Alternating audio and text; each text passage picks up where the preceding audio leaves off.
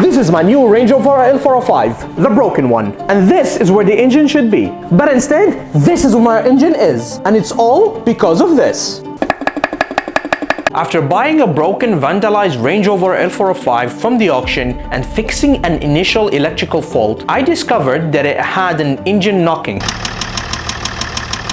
I then removed the oil filter, only to discover that it had metal particle in it. I also realized that the L405 had petrol inside it, or contaminated diesel, which was resulting in a bad white smoke coming out. So I set on a path to teach myself how to fix this 3-liter TDV6 engine, and with the help of the workshop manual, I took the engine out and I already disassembled it. I managed to find what was causing the engine knocking, but now it's time to inspect for further damages and see how far the destruction has gone and if this engine can be saved. Knowing is half of the battle. So now we know what the problem is. Let's inspect for further damages and dive in and remove everything here, get the caliper out and measure and make sure to know what is broken and what is not broken. What's broken needs replacing, maybe machining. So now I am removing the rear crank seal and that's it. The next seal that we're going to do,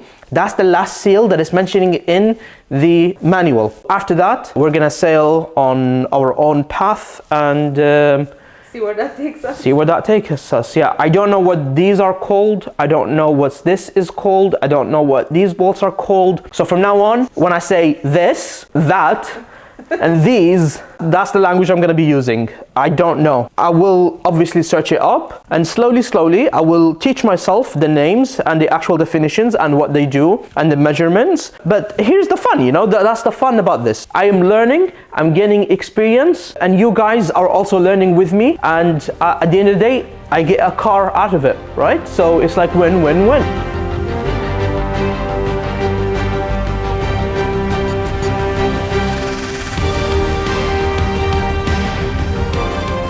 And now we have successfully completed the workshop manual.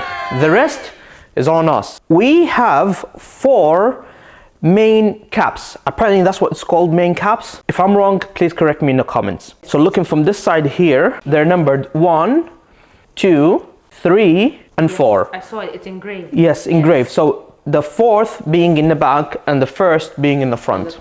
And they are bolted with side bolts, which I have removed, just like I did everything else. Remove the pressure slowly and equally.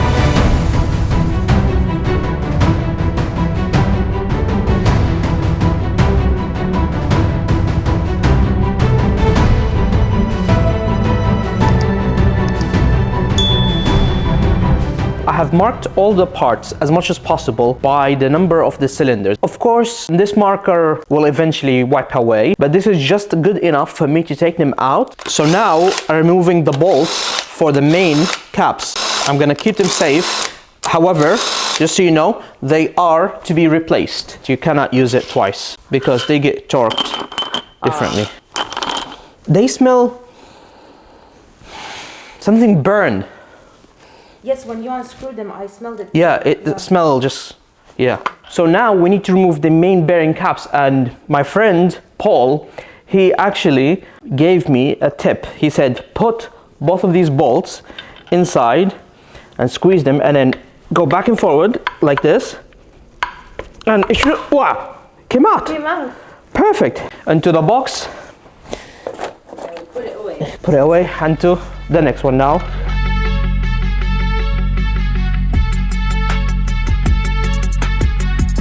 So I want to check the actual camshaft, and here it looks okay. This is number 2, yeah? Yeah. Whoa. What? That's scratch? Yes. Wow. I didn't see the sides. Check this out. Can you see the sides here? Oh yeah. Yeah. That's very bad. Do you think that's where the metal particles were coming out? Yeah. Right? Look, can you see it's a different size? Yeah. It no longer fit in. Look at the difference. Can you see the gap? Oh yeah, it's very visible from this angle now. Yeah. Wow. You see? Yeah. So I want to open these and check the connecting rod, or known as conrod. So this is what I need to do next.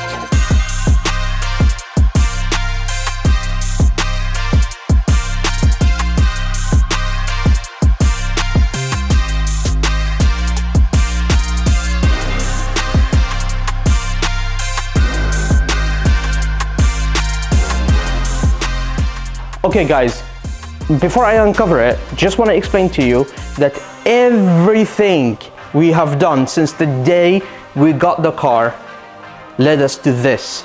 This is number 2.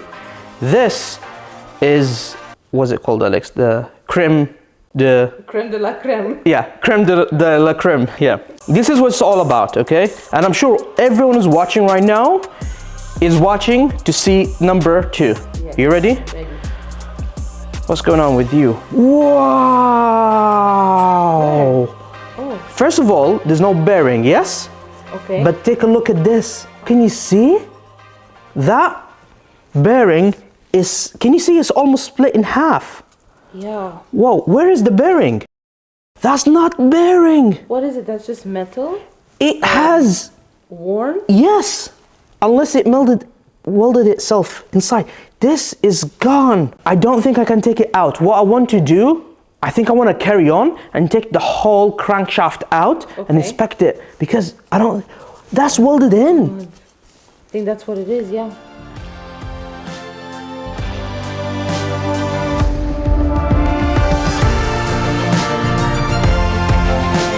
Time for us to remove the crankshaft, okay? And then inspect more bearings and remove the cylinder. But you know, this is the bit,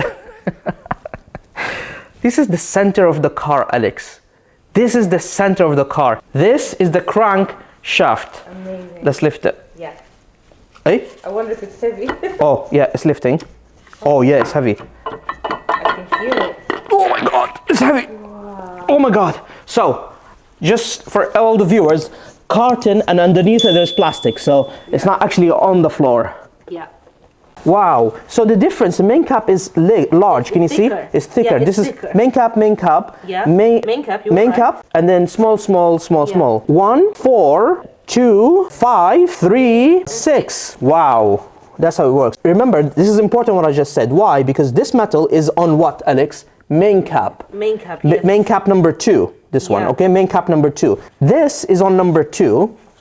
If I turn it... It's the crank. I can see it. Can you see it? Yeah. But I think the camera may not see it now. Let's see. Ah, it's very sharp. I want to take it out, but it's very sharp. Yeah. Wow, it's kind of welded in, you know? Yeah. It's been welded in. I don't know how to take it out. Bad. Wow. That's super bad. See how thin it is? Yeah. And look. It's worn. Yeah. And look at the second one. They actually they went weld together. So they went on top of each other and welded. Yes. Together. Can you see? That's the end of it. Yeah. Wow. We have to get the crankshaft either machined or replaced. I'm not too sure at this point. I have to contact someone, and then from that we're going to see if this crankshaft is going to be able to be repaired or not, or do we need to buy a new one. So here's my explanation on what happened to the bearings. So I just want to show you the difference between the bearing rod between number 6 and between number 2. Number 2 is where we have the issue. I'd like you to focus your attention here into number 6. You can see this goes here, by the way, and this goes on the other side of the connecting rod. First of all, you can see it's very thick. And if I turn it around, the color of it, it's very metallic kind of color. This one, however, if you look closely, you can see the color has changed. That's normal wear. You can see here the side. Okay, it's wearing and it's on the way out. This will fail in the future, but that's okay. At the end of the day, yes, it will wear, but it has not failed. Now let's look at number 2. This is similar to this. If we start with the thickness, you can tell the thickness has actually reduced by a lot. And not only the thickness has reduced, this one has some edges here. You can see there are some edges here, here, and also scratches here and here. And in size, look how much it worn, it actually damaged. So it worn so thin that it actually started to become nothing, close to nothing. And this is on the inside. This wears less, just like this one. Look what happened to this one.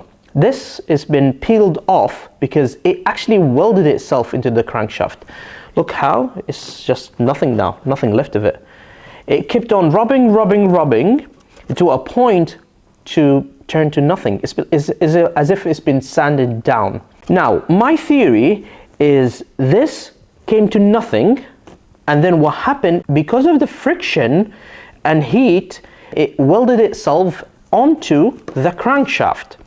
And since it welded itself on the crankshaft, then there's nothing for it to turn. So this one actually turned around and it welded itself again on top of this.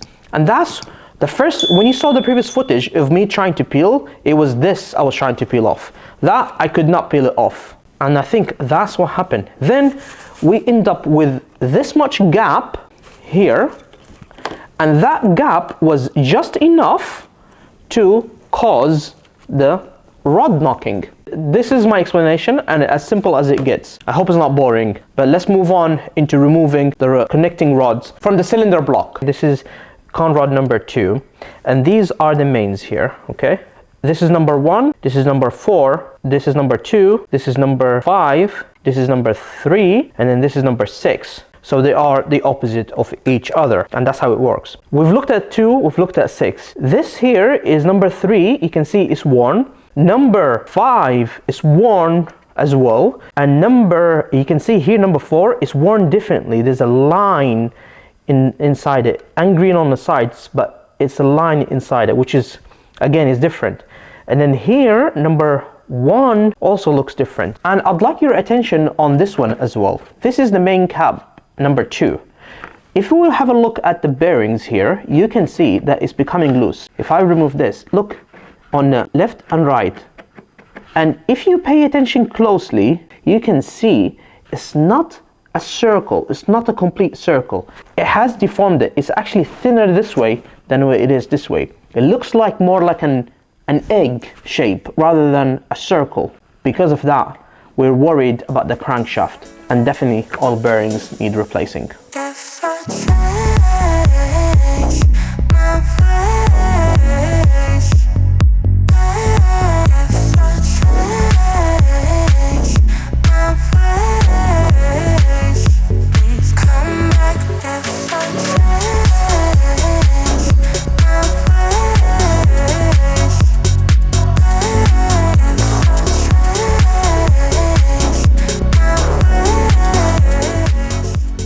I just came back from the machine shop and I came bearing some bad news, quite literally and metaphorically. Let me show you what I mean. So this is very first for the channel, for me to actually sit down and explain to you something, which is something new for me, and I'm very excited, and I hope I don't get too boring for you. If it is technical, actually do let me know in the comment that it's too technical and you don't want anything like this in the future. But I will explain to you why this crankshaft, unfortunately, is not gonna go back in the engine, and it will go into our memory box instead. The situation is, those shiny bits, okay, the main cap sits on them, as well as the conrod here. That's why it sits on the small ones. The bigger ones is for the main, and the smaller ones are for the pistons to sit on. And then in between them, you'll find bearings, and they will turn to like a green color or sometimes a copper color, and that's a normal wear. Obviously, not all of them have been worn normally. You can tell which one is not normal and one is normal. You obviously can tell that. I don't need to explain to you. These were the top ones, by the way, I took out. These are the top ones, and these are the bottom ones, and they go like this, basically. Let's go back to the topic. Why this cannot be saved? When I go to the machine shop, the machine shops grind those things here, okay? And when they grind them, that means the diameter of it will be smaller, okay? Because that grinds it, it takes material off it. And when it becomes smaller, when we come to put it into the conrod, it's gonna be too small for the diameter of the conrod itself from here. So what we do is, instead of putting these normal standard size bearing, we put a thicker bearing to fill the gap between the crankshaft and the conrod. However, if we were to grind too much, we cannot put a much bigger bearing to fill the gap, because the gap has to be filled, by the way.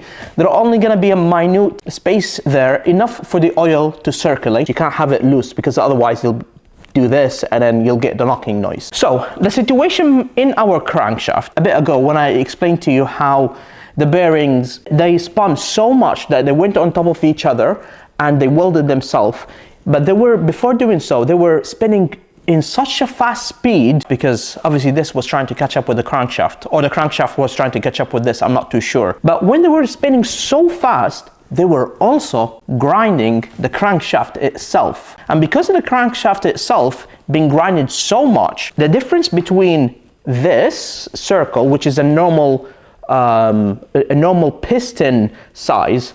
So over here you can see, by the way, I have different type of tools to measure, and this is what they use in a professional shop. This is the tool. This is called, it's not micrometer. What is it called, Alex? Is it micrometer? Micrometer, yes. I call it micrometer, but Alex corrected me and it's micrometer actually. And this here measures the inside diameter. You do it this way and it measures the diameter on the internal diameter. And this one measures the external diameter. So we can match the external with the internal, picking the correct bearing. Bear with me, I know I'm getting very technical here. Because this one was grinded so much, if we were to measure the size, so if we do this, okay, if we do this, this is called a caliper, by the way, and we measure the outside diameter, which is the diameter of this circle. If we were to measure between this and this, we will find about 1 millimeter difference. Now, in terms of me and you, normal people, 1 millimeter difference is nothing.